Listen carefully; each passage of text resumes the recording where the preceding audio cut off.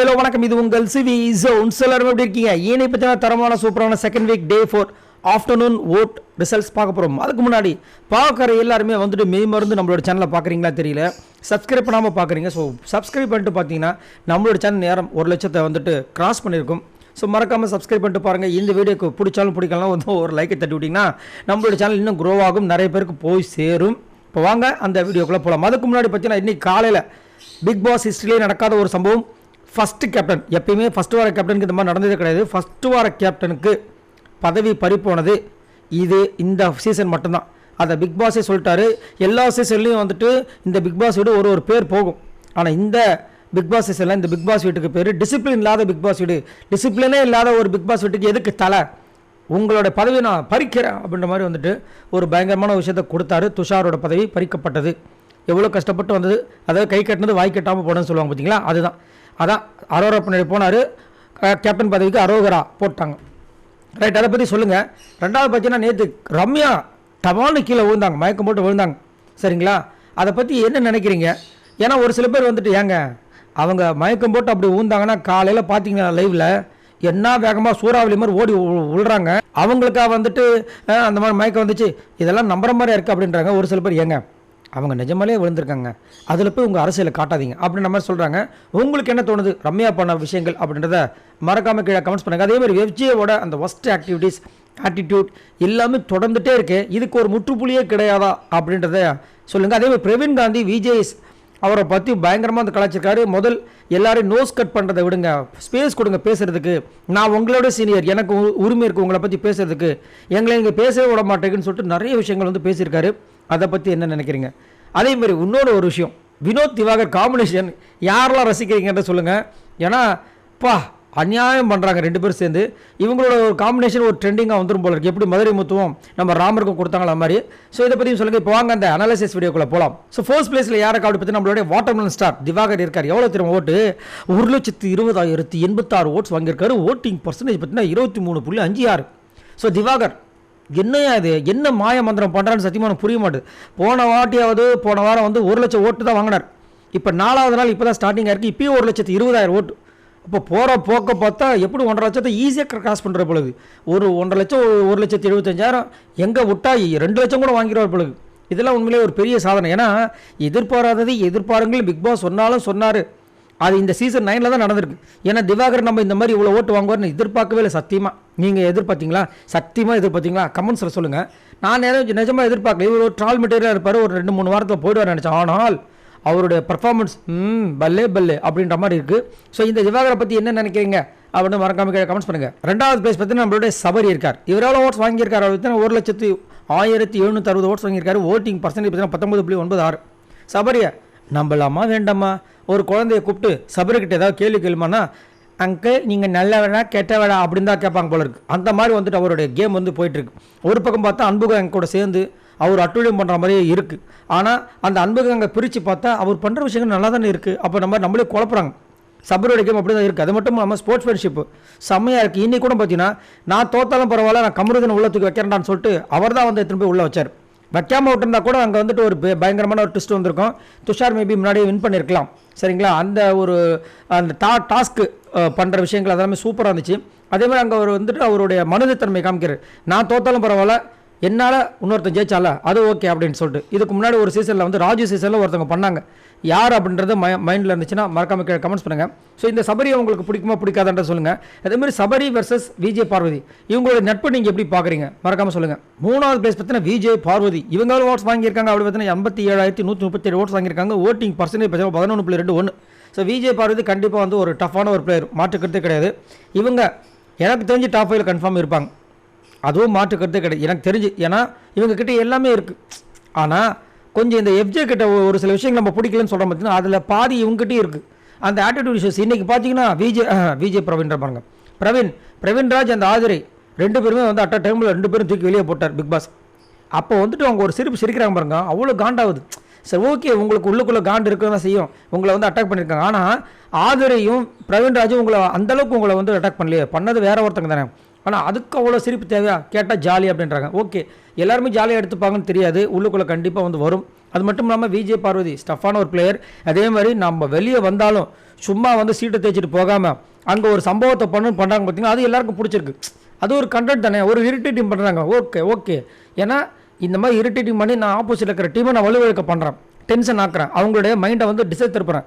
அந்த டைமில் என் டீம் வந்து வின் பண்ணால் எனக்கு அது ஆதாயம் தானே அப்படின்ற மாதிரி ஒரு தரமான ஒரு செய்கை பண்ணுறாங்க. இது உண்மையிலேயே பாராட்டுக்குரிய விஷயங்கள். அதனால மக்கள் வந்து ஓட்டு போடுறாங்க. 3rd பிளேஸில் இருக்காங்க. ரைட். 4வது பிளேஸில் பார்த்தீங்கன்னா கமருதீன் இருக்கார். இவர் எவ்வளோ ஓட்ஸ் வாங்கியிருக்காரு அப்படி பார்த்தீங்கன்னா 47,428 ஓட்ஸ் வாங்கியிருக்காரு. ஓட்டிங் பர்சன்டேஜ் பார்த்தீங்கன்னா 9.31. பார்த்தீங்களா, நேற்று தான் வந்து விஜய் பார்வதி கமருதீனை பற்றி சொன்னாங்க. கமருதீன் விஜய் பார்வதி பற்றி சொன்னாங்க. என்ன சொன்னாங்கன்னு கேட்டிங்கன்னா, நீங்கள் அழகாக இருக்கீங்க, நீங்களும் அழகாக இருக்கீங்க, உங்களுக்கு இந்த ட்ரெஸ்ஸு நல்லாயிருக்கு, உங்களுக்கு இந்த ட்ரெஸ்ஸு நல்லாயிருக்கு, உங்களை பார்த்தா என் எக்ஸ் கேர்ள் ஃப்ரெண்ட் மாதிரியே இருக்குது, உங்களை பார்த்தா என்னோட பாய் ஃப்ரெண்ட் மாதிரியே இருக்குது. இப்படி மாறி அவங்களோட விஷயங்களை பரிமாறிக்கிட்டதுனால 2 பேரும் பக்கத்தில் இருக்காங்க, 3, 4. ஆனால் கமருதீனை விட விஜய் பார்வதி 10,000 ஓட்டு டிஃப்ரென்ஸில் இருக்காங்க. ஏன் அப்படின்னு பார்த்தீங்கன்னா, கமருதீனுக்கு ஆக்சுவலாக நல்ல ஓட்டு வந்திருக்க வேண்டியது. தவளை தன் வாயால் கடுன்ற மாதிரி திவாகர் கிட்ட போய் வாயை விட்டார். போச்சா, இவருக்கு வர வேண்டிய ஓட்டெலாம் பாதி அப்படி திவாகர் எடுத்துன்னு போயிட்டார். பவுன்ற அங்கேருந்து தேவையான்னு கேட்குறேன். கமருதீன் நல்ல பிளேயர். இன்னைக்கு காலையில் ஒரு நடிச்சார், புதுப்பேட்டையிலேருந்து சூப்பராக நடிச்சிருந்தார், செம்மையாக மாசாக இருந்துச்சு. ஸோ இப்போ இந்த டாஸ்க்கு முடிகிற வரைக்கும் பார்த்தீங்களா, ரன்னரில் கூட வந்து வின்னர் கூட அவர் தான்ற மாதிரி அப்டேட் வந்திருக்கு. ஸோ இந்த அளவுக்கு ஒரு பர்ஃபார்மன்ஸ் வச்சுட்டு எதுக்கு தேவையில்லாமல் விஷயங்கள் பண்ணணும்? இந்த மாதிரி பர்ஃபார்மன்ஸ் பண்ணிட்டு போனால் டபால்னு ஓட்டில் இன்க்ரீஸ் ஆகி அவர் எங்கேயோ போயிடுவார். பார்க்கலாம் அவர் எங்கே போகிறார் அப்படின்ட்டு. 5வது பிளேஸ் பார்த்தீங்கன்னா ரம்யா இருக்காங்க. இவங்க எவ்வளோ ஓட்ஸ் வாங்கியிருக்காங்க அப்படி பார்த்தீங்கன்னா 41,814 ஓட்ஸ் வாங்கியிருக்காங்க. ஓட்டிங் பர்சன்டேஜ் பார்த்தீங்கன்னா 8.2. நடிப்பு அரக்கி அப்படின்னு சொல்லிட்டு ஒரு சில பேர் வந்து கமெண்ட்ஸ் போகிறாங்க. ஏன்ப்பா அப்படின்னா, நேற்று விழுந்தாங்களே பார்க்கல அப்படின்றாங்க. ஏன்ப்பா இதுலேயும் உங்கள் அரசியல் காட்டுவீங்களா அப்படின்னா, ஏங்க நல்லா பாருங்கள், மூஞ்சில் தண்ணியை தெளிக்கிறாரு, அப்படியே சைலண்ட்டாக இருக்காங்க. எனக்கு தெரியுங்க, இதே மாதிரி தான் அன்றைக்கும் பண்ணாங்க. பார்த்தா அன்றைக்கி போனால் அதே மாதிரி பண்ணுறாங்க. அப்புறம் உள்ள ஹாஸ்பிட்டலுக்கு உள்ளே கூட்டு போனாங்க, வெளியே வந்தாங்க, நல்லா இருக்காங்க. காலையில் பார்த்தீங்கன்னா சராபுருன்னு ஒரு சுறவலிக்கெல்லாம் அந்த மாதிரி வேகமாக ஓடுறாங்க. என்னையா நடக்குது ஒன்றுமே புரியலையப்பான்ற மாதிரி இருக்குது.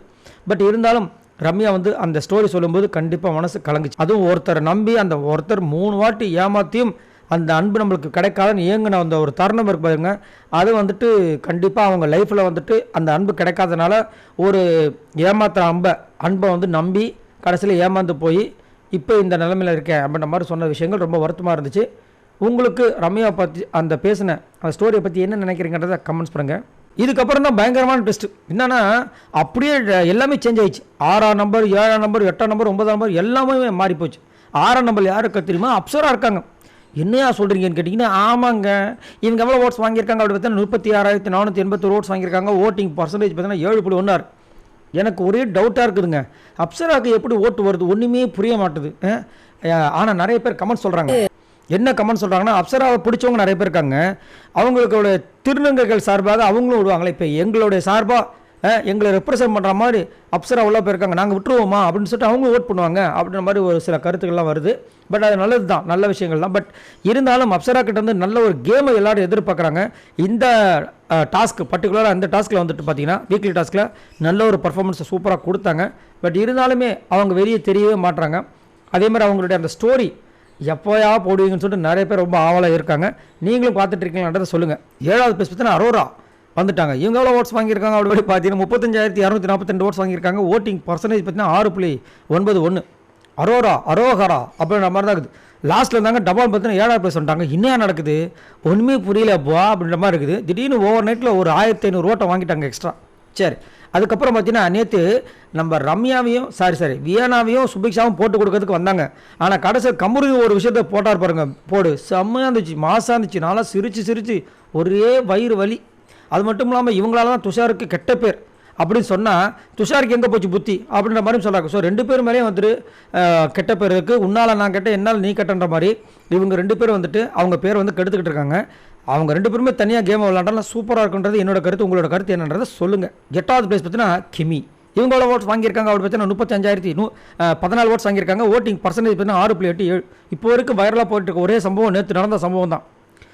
பிக் பாஸ் வந்து டிஃபென்ஸ் பண்ணுங்கன்னு சொன்னோடனே நம்ம வினோத் போய் டிஃபென்ஸ் பண்ணுறதை விட்டுட்டு இவங்கள போய் டிஃபென்ஸ் பண்ணாருப்பாங்க கட்டிப்பிச்சு. செம்ம சிரிப்பு. யாரெல்லாம் பார்த்து சிரிச்சிங்கன்றத சொல்லுங்கள். டேய், அதான் நேற்று இந்த காமெடி சொல்லி இந்த நிறைய பேர் சிரித்தாங்க. என்னென்னா, இந்த படம் ஒன்று வருமே, சிறுத்தை படம், அதில் வந்துட்டு நம்ம சந்தானம் போய் ஒரு பொம்பளை ஒரு ஆண்டி வந்து கட்டிப்பிடிச்சிப்பார். ஏய், நான் சும்மா பார்க்க வந்தோண்டா, என்னையாண்டா கட்டி பிடிக்கிறேன், வந்த ஆண்டிலே வந்த ஜிலேபிலே நீ தான் நல்ல ஜிலேபி, அதனால தான் உன்னை புஷ்டானுவார். அந்த மாதிரி கெமி போய் பிடிச்சிட்டு அதுக்கப்புறமா அவர் அஜிஜோ தெரியாமல் பண்ணிட்டேன் சொல்லிட்டு கெமி கையை கூட்டின்னு போய் பிடிச்சி இது கேமரா முன்னாடி எங்கே நான் தெரியாமல் பண்ணிட்டேன் சொல்லுங்கன்னு சொல்லி அவங்கள வற்புறுத்தி அவங்கள ஆமாங்க இவர் விளையாட்டாக தான் பண்ணார்னு சொல்லி ஏன்னா அவங்க கண்ணு முன்னாடி யார் வந்து நிற்கிறா, அவங்க ஒய்ஃபு அப்படி பத்திரகால மாதிரி நின்றுருப்பாங்க பொழுது ஒரே பதட்டம். ஐயோ தெரியாமல் பண்ணிட்டு தேவநாயகி என்னை மன்னிச்சிரு, அவங்க பேர் தேவநாயகியில் சும்மா சொல்கிறேன் இஷ்டத்துக்கு அப்படி இருந்துச்சு. அதே மாதிரி கெமியோட பர்ஃபார்மன்ஸ் ஓரளவுக்கு நல்லாவே போயிட்டுருக்கு. கொஞ்சம் நாவடக்கம் எல்லாமே சூப்பராக இருக்குது. ஓரளவுக்கு ஜென்டலாக விளாட்றாங்க. பார்க்கலாம். லாஸ்ட்டாக பார்த்தீங்கன்னா எஃப்ஜே இருக்கார். இவ்வளோ ஓட்ஸ் வாங்கியிருக்காரு. அப்படி பார்த்தீங்கன்னா 34,736 ஓட்ஸ் வாங்கியிருக்காரு. ஓட்டிங் பர்சன்டேஜ் பார்த்தீங்கன்னா 6.82. எஃப்ஜேவும் ஆதரையும் முட்டிக்கிட்டாங்கன்னா ஒரே குஷியாகிறாங்க ஆதரி ரசிகர்கள். அப்போ சண்டை வந்துருச்சு, அப்போ பிரிஞ்சிருவாங்க அப்படின்னு நேற்று வந்துச்சு. அப்போ பிரிஞ்சிருவாங்கன்னு நினச்சா பிரியல, திரும்ப சேர்ந்துட்டாங்க.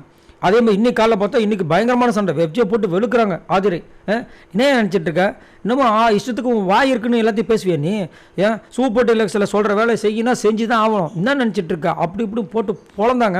அவர் வந்து ஒன்று சொல்லுவார், நீங்கள் நல்லா இஷ்டத்துக்கு சாப்பிட்டு உட்காடுறீங்களா அப்படின்னு. ஏன் நீ சாப்பிட்லையா? இந்த கேள்வி யாராவது கேட்டாங்களா? ஆதரை கேட்டாங்க. அதுதான் மேட்ரு.